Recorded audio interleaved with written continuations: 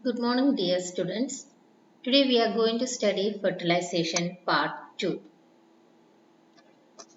Now let us see what are the physiological and biochemical changes during fertilization. The unfertilized egg, it is a metabolically sluggish cell that requires activation by the sperm. So unfertilized egg is a sluggish cell and it requires activation by the sperm.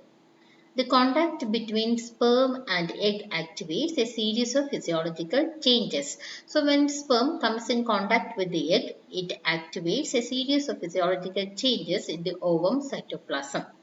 The binding of sperm to the sperm receptors in the egg membrane causes an influx of sodium ions into the cell.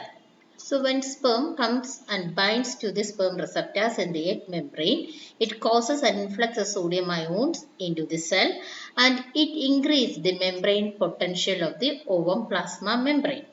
And this is primary block to polyspermy. So the unfertilized egg, it is a sluggish cell that requires activation by sperm.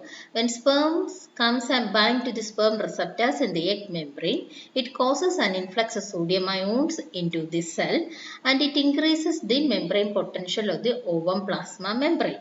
And this is the primary block to polyspermy. And also when sperm binds to the sperm receptors in the egg membrane, it activates membrane-bound G protein. And this activated G protein, it activates a set of membrane-bound enzymes collectively called phospholipase C, finally resulting in the production of cellular messenger molecule inositol triphosphate. And this in turn causes the release of calcium ions in the egg cytoplasm and it increases the intracellular pH. And these changes causes a series of changes including secondary block to polyspermy and also other physiological changes such as conversion of NAD to NADP, stimulation of protein synthesis, lipid biosynthesis and cytoplasmic movements. And all these changes are required for rapid cell division. So, when sperm binds to the sperm receptors in the egg membrane, it activates membrane-bound G protein. And this activated G protein activates a set of membrane-bound enzymes collectively called phospholipase C, which finally result in the production of cellular messenger molecule inositol triphosphate. And this causes the release of calcium ions in the egg cytoplasm and it increases the intracellular pH. And these changes cause a series of changes including secondary block to polyspermy and other physiological changes such as conversion of NAD to NADP, stimulation of protein synthesis, lipid biosynthesis and cytoplasmic movements. And all these changes are required for rapid cell division. Next is fusion of pronuclei, that is amphimixis. The haploid egg nucleus becomes vesicular and it is called female pronucleus. In most vertebrates, the egg at the time of fertilization is in the secondary oocyte stage and the second meiotic division is completed only after fertilization. So in most vertebrates, in the case of ovum, the second meiotic division is completed only after fertilization. Within the egg cytoplasm, sperm nucleus undergo decondensation of the chromatin to form male pronucleus. So, within the ovum cytoplasm, the sperm nucleus undergo decondensation of the chromatin to form male pronucleus. The male and female pronuclei migrate towards each other and this movement is assisted by the microtubules of aster formed from the centriole of sperm. The male pronucleus and female pronucleus fuse to form diploid zygote nucleus. So, in most vertebrates, the ovum at the time of fertilization is in the secondary oocyte stage and the second meiotic division is completed only after fertilization.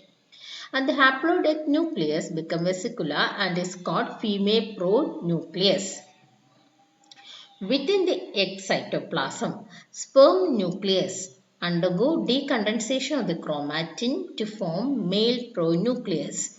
Male and female pronuclei migrate towards each other, and this movement is assisted by the microtubules of aster formed from the centriole of sperm. Male pronucleus and female pronucleus fuse to form diploid zygote nucleus. Next is changes in egg symmetry. Fertilization initiates radical displacement of egg cytoplasmic material. So, after fertilization, in the egg cytoplasm, there will be displacement of cytoplasmic materials, and these rearrangements are crucial for cell division. Cytoplasm of egg contains morphogenetic determinants that determine the segregation of different cell types during cleavage. So, cytoplasm of the egg, it contains morphogenetic determinants that determine the segregation of different cell types during cleavage. These determinants cause differential gene action in different types of cell, and these determinants it cause differential gene action in different types of cells. The correct spatial arrangement of these determinants is vital for normal development. For example, in the case of amphibian, the egg before fertilization, animal hemisphere is darker due to the presence of pigment granules. Before fertilization, the amphibian egg, animal hemisphere is darker due to the presence of pigment granules, and egg before fertilization is radially symmetrical. Amphibian egg before fertilization is radially symmetrical. After sperm entry, the corticus cytoplasm shift about 30 degrees towards the point of sperm entry relative to inner cytoplasm. So, after sperm entry, the corticus cytoplasm, it shifts about 30 degrees towards the point of sperm entry relative to inner cytoplasm. As a result, the region of egg cytoplasm that was formerly covered by dark cytoplasm is now exposed. The underlying cytoplasm located near the equator but opposite to the point of sperm entry appears grey, and this region is referred to as grey crescent. In future, grey crescent mark the region where gastrulation is initiated in amphibian embryo. So, in the case of amphibian embryo, the gastrulation is initiated in the grey crescent region. The ultimate result of these cytoplasmic movements in amphibian embryo is the conversion of radially symmetrical egg into a bilaterally symmetrical embryo.